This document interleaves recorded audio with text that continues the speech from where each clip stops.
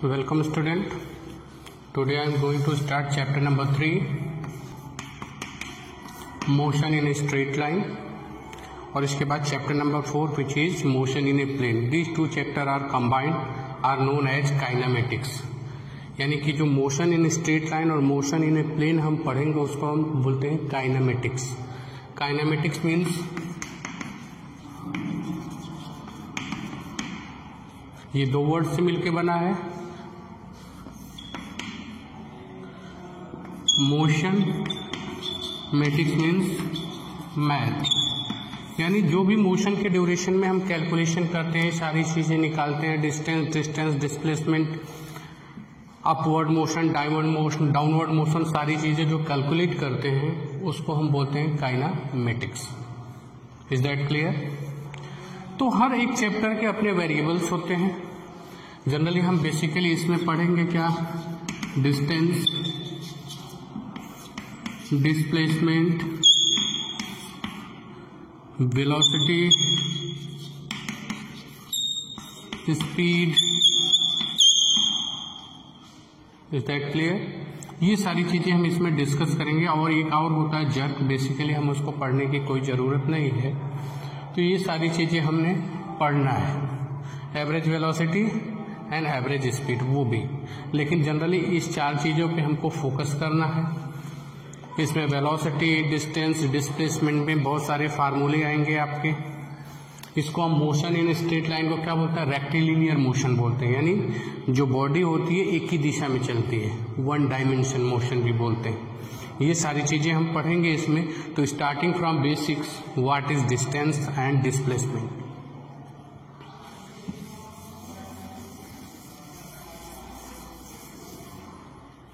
तो पहले डिस्टेंस और डिस्प्लेसमेंट में हम डिफरेंस देखेंगे और उसके बारे में एक एक चीज हम कॉन्सेप्ट को बिल्डअप करते चले जाएंगे, बताते चले जाएंगे कि डिस्टेंस क्या होता है, डिस्प्लेसमेंट क्या होता है. First one is distance and second one is displacement. Actual path length between initial and final position. Okay, actual path length. This one is shortest path length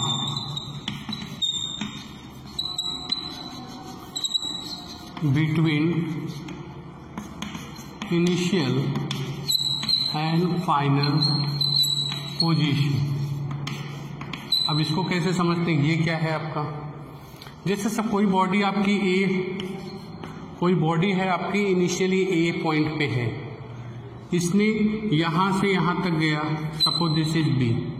अब इसमें डिफरेंट पाथ इन्वॉल्व होंगे. Suppose it goes from A to B like this,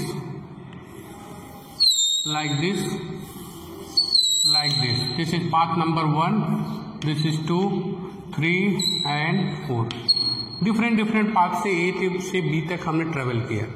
ये भी distance है, doesn't have problem. Distance, ये भी distance है, ये भी डिस्टेंस है और ये भी डिस्टेंस है.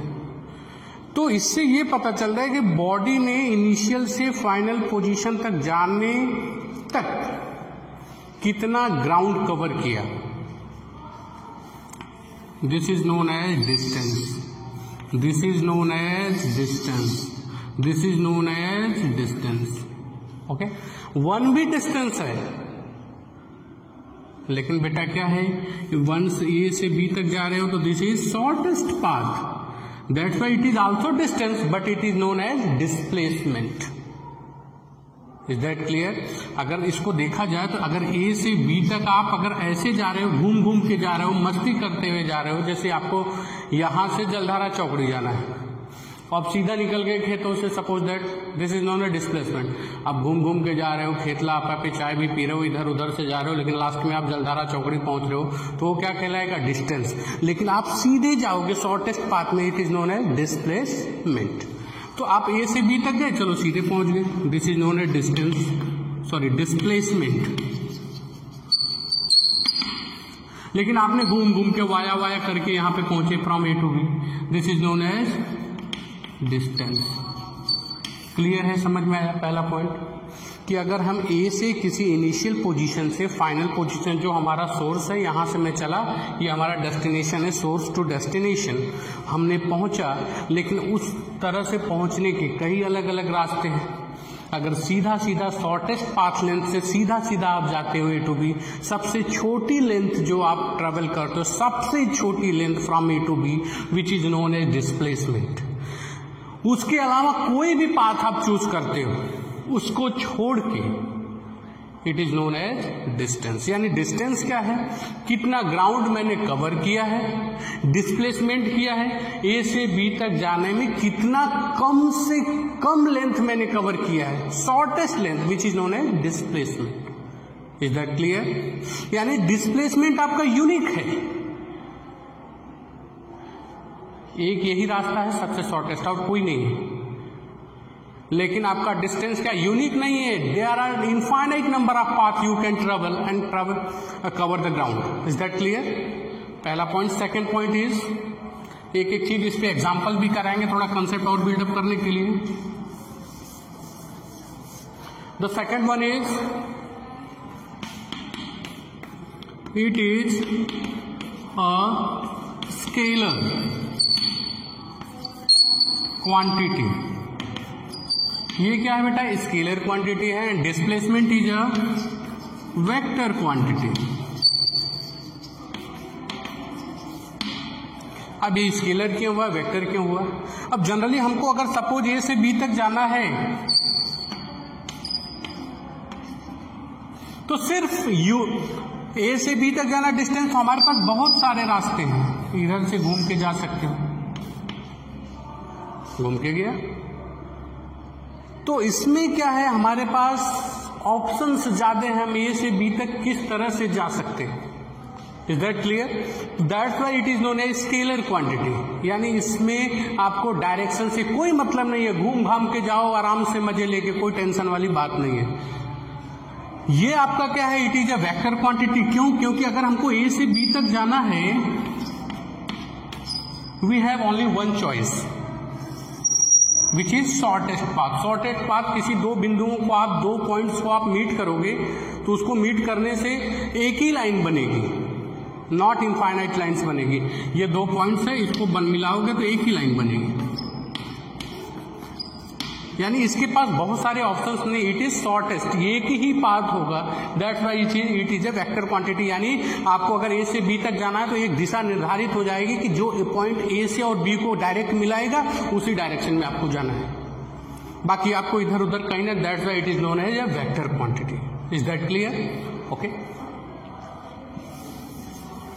And the third point is,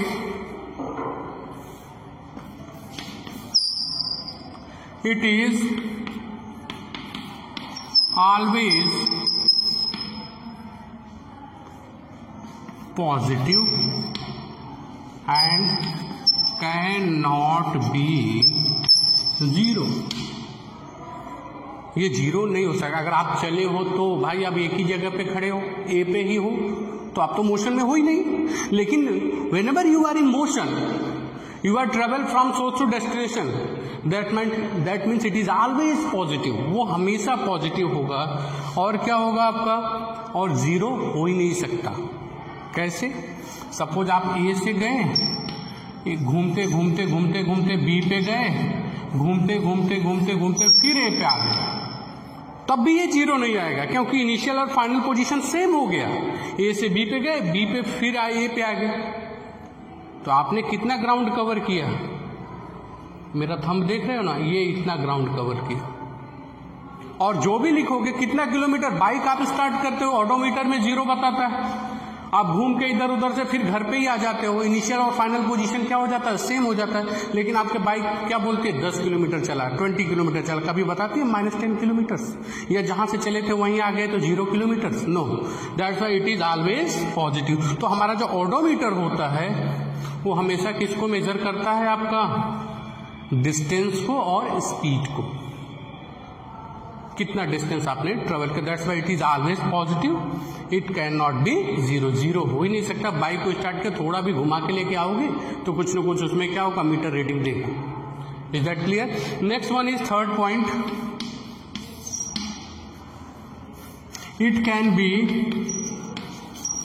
positive, negative and zero also. ये पॉजिटिव भी हो सकता है, नेगेटिव भी हो सकता है, और क्या होता है बेटा, जीरो भी हो सकता है। आप उसको ऐसे समझो, कैसे? सपोज मैंने ए से बी तक जाना है, शॉर्टेस्ट पाथ मैंने चूज किया ए से बी तक, ओके। तो ए से बी तक गया, मैंने सुबह अपने घर से निकला, स्कूल पहुंचा, suppose that shortest path, okay. तो घर से अगर स्कूल की तरफ डायरेक्शन मेरे को जाना है, घर से मेरा स्कूल सपोज आगे है, मैंने सीधा सीधा गया, तो direction from home to school. Suppose home to school A to B is considered positive, तो लेकिन जब शाम को जब बेल होगी, छुट्टी होगी, तो आपको किधर आना पड़ेगा, from school to home, it is consider as negative. Is that clear? That's why it is positive and negative, क्योंकि पहली बार मुझे घर से स्कूल, from home to school A to B, जब छुट्टी होगी तो मुझे कहां जाना पड़ेगा, B to A, that's why it is consider as negative. और तीसरी बात, डिस्प्लेसमेंट कितना हो जाएगा, जीरो। लौट के बुद्धू घर को आए, ए से गया बी स्कूल, शाम को छुट्टी हुई, फिर से मैं कहां पे चला आया, अगेन ए पे, तो इनिशियल और फाइनल पोजीशन क्या हो जाएगा, सेम हो जाएगा। That's why displacement is zero. Clear और नॉट? एक और इसमें है आपका डेफिनेशन, फोर्थ वाला,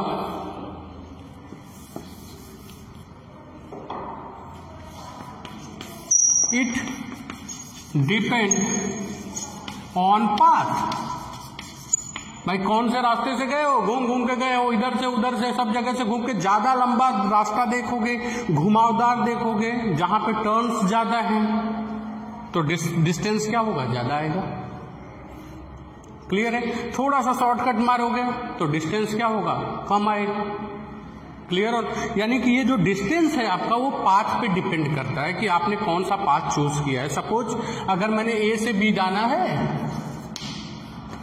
अगर ऐसे ऐसे घूम के जाओगे तो डिस्टेंस ज्यादा है, ऐसे जाओगे तो डिस्टेंस क्या होगी, कम होगी। यानी ये पाथ पे डिपेंड करता है।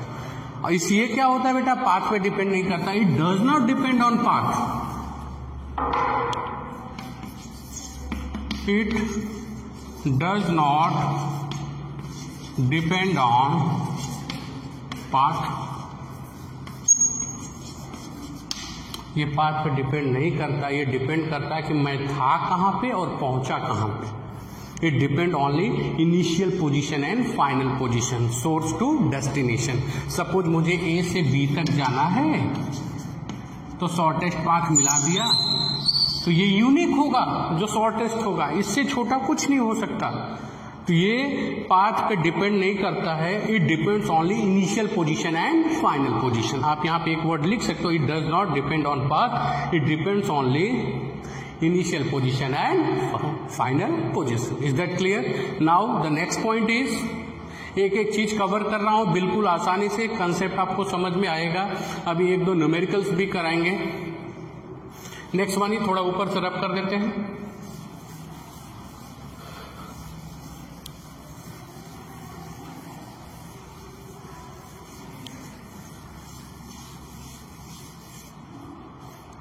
And the last one is fifth. बहुत सारे डिफरेंस होते हैं लेकिन 5 मोर देन सफिशिएंट है, और इस 5 डिफरेंस बताने से मुझे फायदा क्या हुआ, एक एक चीज को एलिब्रेट कर दिया, आपको इजीली समझ में आया कि डिस्टेंस क्या होता है, डिस्प्लेसमेंट क्या होता है। Okay, now distance is always greater और इक्वल टू डिस्प्लेसमेंट। दूसरे वाले में क्या लिख दोगे, डिस्प्लेसमेंट इज ऑलवेज लेस और इक्वल टू डिस्टेंस।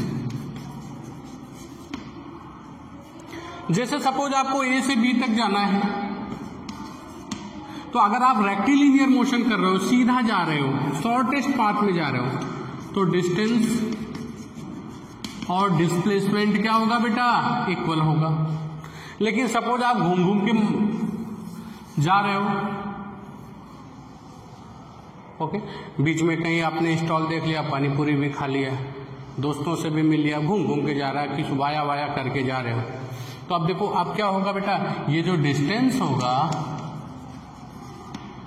अब डिस्टेंस क्या हो जाएगा, ग्रेटर देन डिस्प्लेसमेंट, यानी डिस्टेंस डिस्प्लेसमेंट की या तो बराबर हो सकता है और distance is greater than displacement.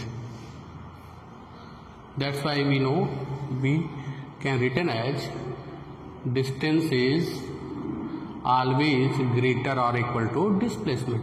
और जब ये हमेशा बड़ा होगा उसी का उल्टा होगा, डिस्प्लेसमेंट इज ऑलवेज लेस और equal to distance.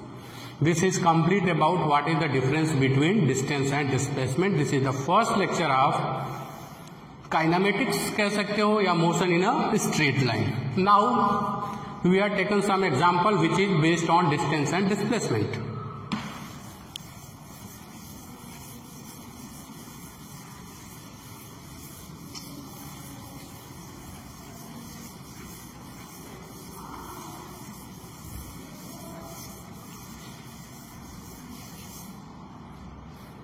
Suppose example, numerical type example to know what is distance and displacement। क्योंकि जो कंसेप्ट क्लियर होगा बेटा वो न्यूमेरिकल से होगा।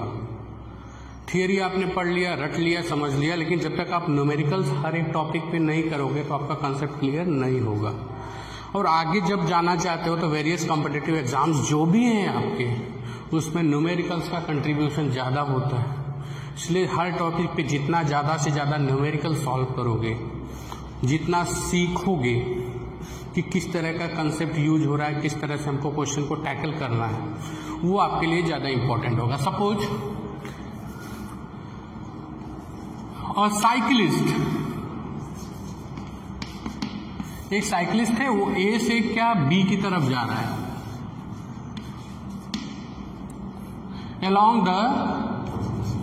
along the semi-circular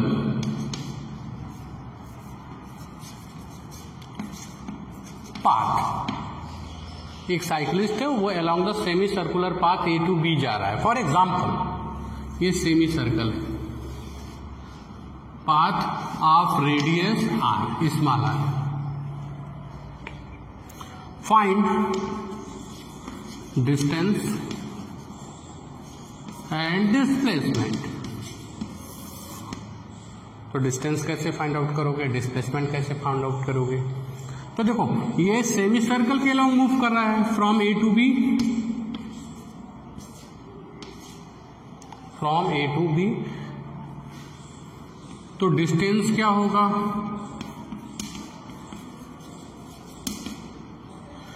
तो इसमें दो तरह से पाथ लेंथ आप निकाल सकते हैं। एक लॉन्गेस्ट, ये तो होगा आपका डिस्टेंस, भाई घूम घूम के जा रहा है वो। दूसरा ये क्या होगा आपका displacement, this one is distance. Is that clear?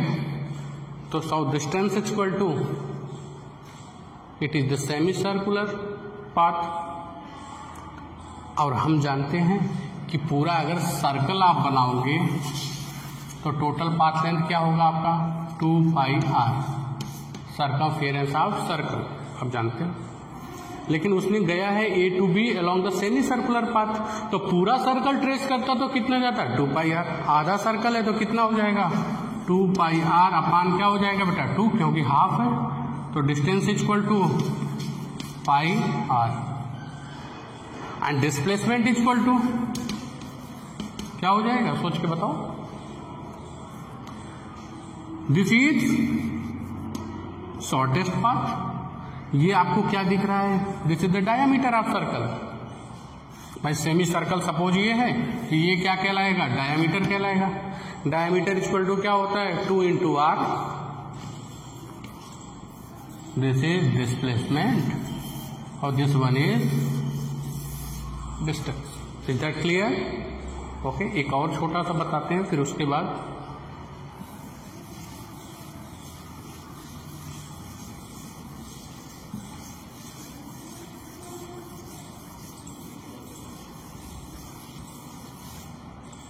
अब डिस्प्लेसमेंट की तरफ एक बार फिर एक और न्यूमेरिकल्स है।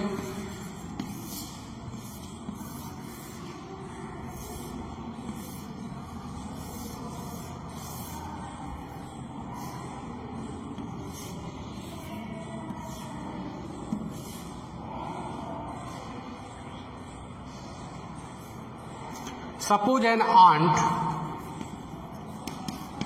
एक चींटी है, वो इस पॉइंट ए से चलती है, इनिशियली बी पे जाती है। Is that clear? बी से किधर जाती है बेटा? सी पे जाती है, फिर उसके बाद कहां पे जाती है? डी पे जाती है। ए से बी पे, बी से सी पे, फिर सी से डी तक जाती है, ट्रेवल करती है। This is basically it travels along a cube of side L. Question आ जाएगा ऑन्ट which is travel along a cube of side L as shown in the figure. It start from A and going to B via C and finally it is reach at point D. Find out distance and displacement. Clear or not? Question मैं लिख नहीं रहा हूं क्योंकि time taken है। Simple सा आपको समझ में आ जाए वही सबसे बड़ा बेनिफिट है। Suppose there is a ant, एक चींटी है, initially it is at point A, it travels along a cubical path as shown in the figure. First it start from A to B and via C it is finally reach at point D. We have to find out distance and displacement. तो distance के लिए क्या करोगे? Edge of cube are equal. भाई cube के सारे as क्या होते हैं? इक्वल होते हैं। क्यूबॉइड तो है नहीं, क्यूब है। तो suppose this is L, it is very simple, this is L and this one is also L. L plus L plus L, L plus L plus L. Is that clear? It is 3L. Now displacement question mark. अब यहां टेढ़ी खीर हो। अगर A से C तक गई होती तो मैं सीधा सीधा ऐसे मिला देता, डिस्प्लेसमेंट हो जाता। सपोज A टू C अगर होता बेटा, A B और C, तो मिला देता मैं L L, पाइथागोरस लगा देता तो क्या आ जाता? √2L आ जाता। लेकिन मामला यहाँ पे क्या है? डी तक गया वो, तो डी को जब भी ए से मिलाओगे, देखो मैं पिंक कलर से मिला रहा हूं, डी को जब भी ए से मिलाओगे, विच इज लॉन्गेस्ट डायगोनल, आपने 10th में पढ़ा होगा, लॉन्गेस्ट डायगोनल ऑफ क्यूब कितना हो जाएगा बेटा? Which is longest diagonal. Clear हो ना? लॉन्गेस्ट डायगोनल ऑफ क्यूब क्या हो जाएगा आपका? लॉन्गेस्ट डायगोनल का मतलब इस कॉर्नर से ऊपर वाले कॉर्नर को मिलाना, जो कि फिगर में दिखाई दिया है। लॉन्गेस्ट डायगोनल क्या हो जाएगा आपका? फाइंड आउट कर सकते हो कितना हो जाएगा। लॉन्गेस्ट डायगोनल ये हो जाएगा आपका, दिस प्लस दिस, यहां पे पाइथागोरस, ये वाला क्या हो जाएगा? √2L, ये क्या हो जाएगा आपका? L। तो पाइथागोरस लगाओगे आप, AD equal to √2L whole square plus क्या हो जाएगा? L square, AD square equal to 2L plus L square, AD equal to how many? √3L। ये इसका क्या हो जाएगा आपका? डिस्प्लेसमेंट हो जाएगा। Is that clear? This plus this plus this, distance 3L। Displacement longest diagonal of cube आपने पढ़ा होगा, √3। Longest diagonal of cube equal to क्या होता है? √3 into side. Is that clear? तो आज की क्लास में बेसिकली हमने क्या पढ़ा? Distance and displacement. उसका डिफरेंस के थ्रू हमने सारी प्रॉपर्टी जानी कि डिस्टेंस क्या होता है, किस तरह की प्रॉपर्टीज होती है, क्यों वेक्टर होता है डिस्प्लेसमेंट, और डिस्प्लेसमेंट वेक्टर है, डिस्प्लेसमेंट पॉजिटिव और नेगेटिव भी हो सकता है, जीरो भी हो सकता है, लेकिन डिस्टेंस ऑलवेज पॉजिटिव होगा, it can not be zero. ये सारी चीज़ें मैंने बताया, उसका सारा रीजन बताया। नेक्स्ट में हम चलेंगे average speed and average velocity. आज के लिए इतना ही। Okay, thank you.